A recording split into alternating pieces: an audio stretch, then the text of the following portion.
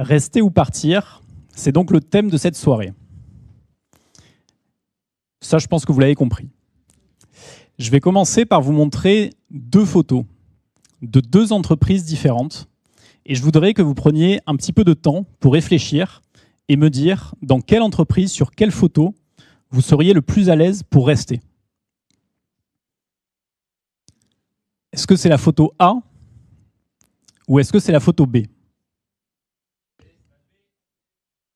Bon, c'était facile. Je vais vous surprendre, mais il s'agit de la même entreprise. 6 mois séparent ces deux photos.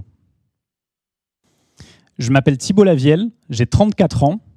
Il y a 8 ans, j'ai débarqué à Toulouse pour reprendre une petite entreprise en faillite, l'atelier Katanga. C'est presque ce que vous voyez sur la photo de gauche. Et je l'ai transformée en une usine du futur, une usine flambant neuve que vous pouvez apercevoir sur la photo de droite. Mon objectif de ce soir, c'est de vous expliquer le plus clairement possible, le plus simplement, comment je suis passé de cette photo de gauche à cette photo de droite.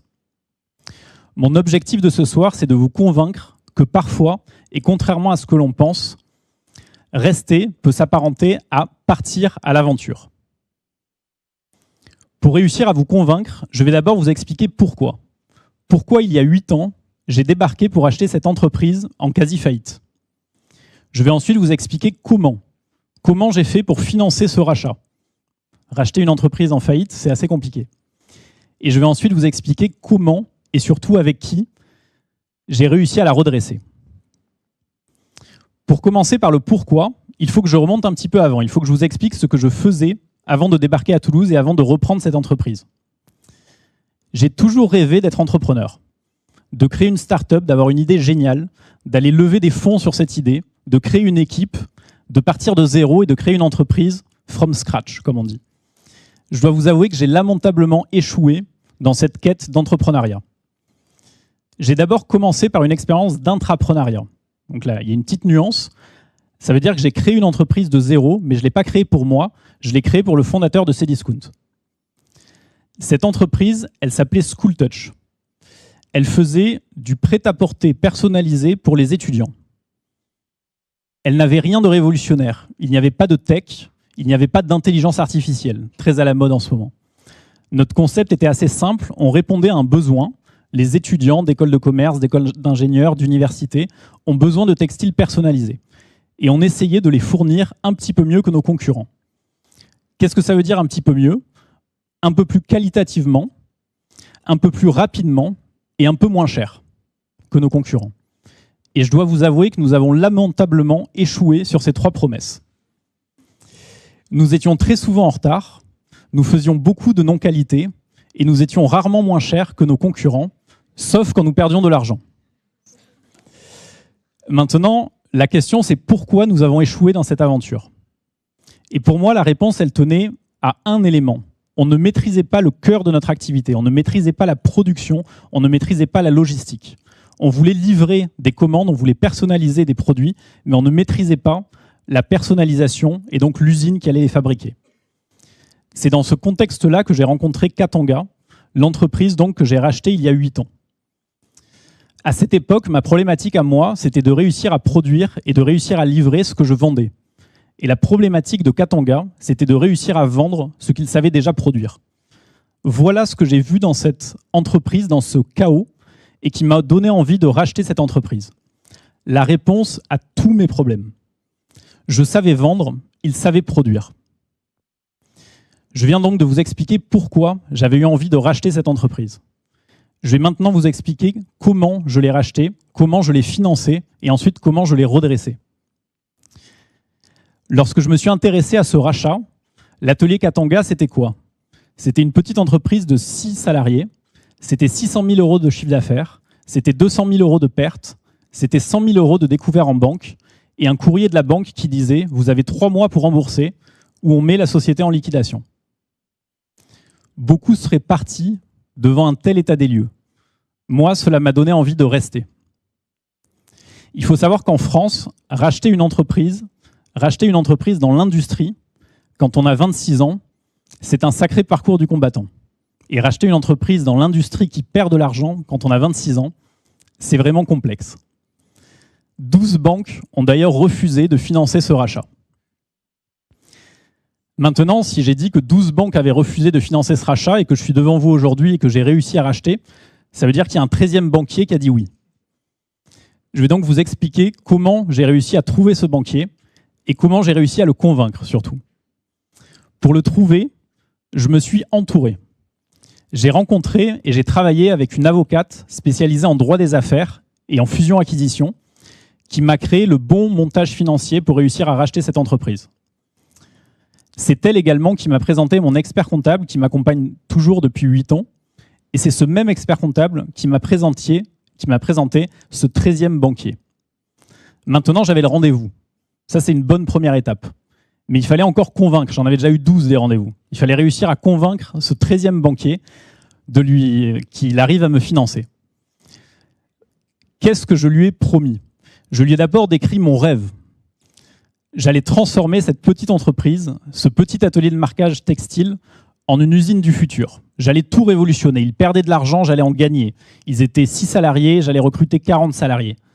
Ça, c'est un beau rêve. Mais je pense que vous le savez, les banquiers, ce n'est pas des rêveurs. Ce qu'il a fallu faire, et c'est ce qui va justement avec la méthode que j'ai utilisée pour redresser cette entreprise, c'est qu'il a fallu que je lui prouve ce que j'avais déjà fait. J'ai mis 6 mois à trouver ce 13e banquier. Pendant ce temps, il y en a 12 qui ont dit non. Pendant ces 6 mois, qu'est-ce que j'ai fait ? J'ai commencé par rencontrer les équipes. Il y en avait 6, ça fait 1 par mois. Non, j'ai été un peu plus vite que ça. Ce que je voulais savoir en rencontrant ces salariés, c'était pourquoi ils étaient restés. Pourquoi ils étaient toujours là dans une entreprise qui était à 2 doigts de la faillite. Qu'est-ce qui les motivait aujourd'hui ? J'ai rencontré des salariés qui avaient entre 6, 7, parfois 10 ans d'ancienneté et qui étaient passionnés par le Made in France, par le savoir, par la capacité à produire et à livrer pour satisfaire les clients et qui étaient donc passionnés par le travail bien fait. Ça, c'était déjà une clé. J'avais une équipe. On ne construit pas, on ne redresse pas une boîte tout seul, on le redresse avec une équipe. Le deuxième élément que j'ai fait pendant ces 6 mois, c'est que je me suis attelé à comprendre chaque charge et à étudier chaque charge du compte de résultat de l'entreprise. L'objectif était de trouver des économies. Il ne faut pas se leurrer. Pour redresser une entreprise dans une telle situation, il n'y a pas 36 méthodes. Pour moi, j'en vois 3. Je vois 3 leviers. Le premier levier, c'est d'augmenter les ventes. C'est celui en général qui vient le plus à l'esprit. Le deuxième levier, c'est d'augmenter la marge, donc la valeur ajoutée de l'entreprise, de gagner plus d'argent en faisant la même activité. Et le troisième levier, c'est de réduire les charges de fonctionnement de l'entreprise, donc tout ce que dépense l'entreprise qui n'est pas directement lié à l'activité.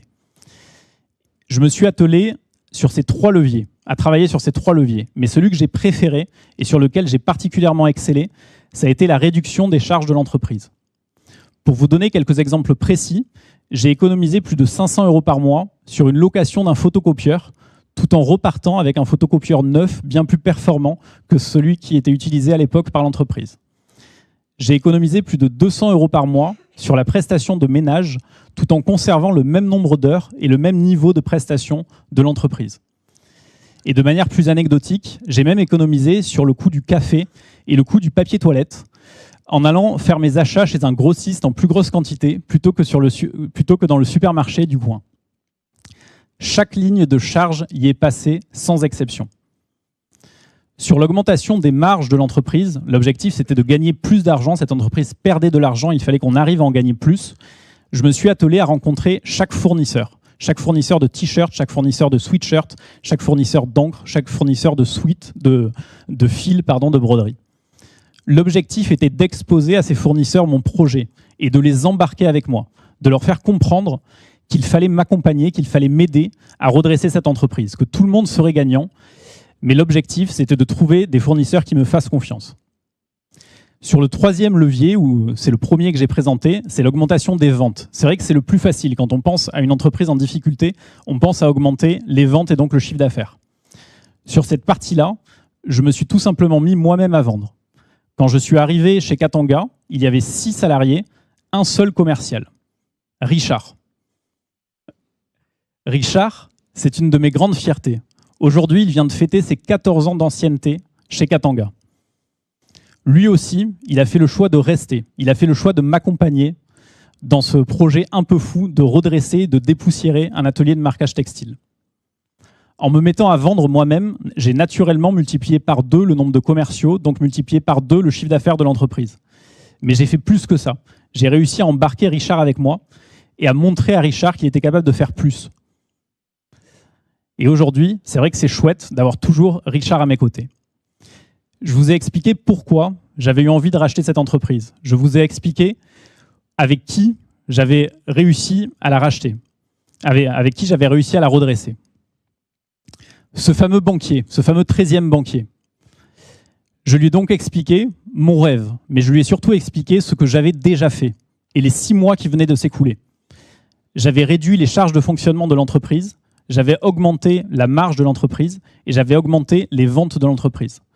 Au moment où on a signé le rachat de l'atelier Katanga, la situation n'était plus du tout la même. Les 100 000 € de découvert s'étaient transformés en 100 000 € de trésorerie disponible, la boîte était pratiquement à l'équilibre et les ventes avaient forcément augmenté. Le projet était donc beaucoup moins risqué. Maintenant, qu'est-ce que cela vous apporte? Pourquoi je vous raconte cette histoire? Mon objectif, c'est de vous faire comprendre que rester, ça peut s'apparenter à une aventure. C'est en tout cas celle que moi, personnellement, j'ai vécue depuis 8 ans. En 8 ans, nous avons dépoussiéré une vieille entreprise, un petit atelier de marquage textile, et nous l'avons transformé en une usine du futur. En 8 ans, nous sommes passés d'une entreprise qui licenciait, qui disposait de 6 salariés, à plus de 50 collaborateurs. En 8 ans, nous avons multiplié notre chiffre d'affaires par 12. Nous sommes passés de 600 000 € à plus de 7,5 millions d'euros de chiffre d'affaires. Vous voyez souvent sur LinkedIn des vérités toutes faites, du type « Le succès est au bout du chemin. Continuez à vous battre, vous allez réussir. » Mon objectif d'aujourd'hui, c'est de vous dire que oui, c'est possible. Que oui, il faut se battre. Et que oui, parfois, rester, même si ça peut faire peur quand on voit cette photo A, c'est s'engager dans une nouvelle aventure. Beaucoup d'entre vous, merci, beaucoup d'entre vous dans cette salle souhaitent peut-être entreprendre, créer une entreprise et sont en quête de l'idée géniale, de l'idée révolutionnaire. Mon objectif d'aujourd'hui, c'est de vous expliquer qu'il existe peut-être une autre piste, un autre type d'entrepreneuriat, le reprenariat. Le reprenariat, qu'est-ce que c'est? C'est l'art de dépoussiérer une entreprise, de la redresser, de lui donner une seconde vie pour donner envie à vos clients, à vos collaborateurs, à vos fournisseurs de rester plutôt que de partir. Merci beaucoup.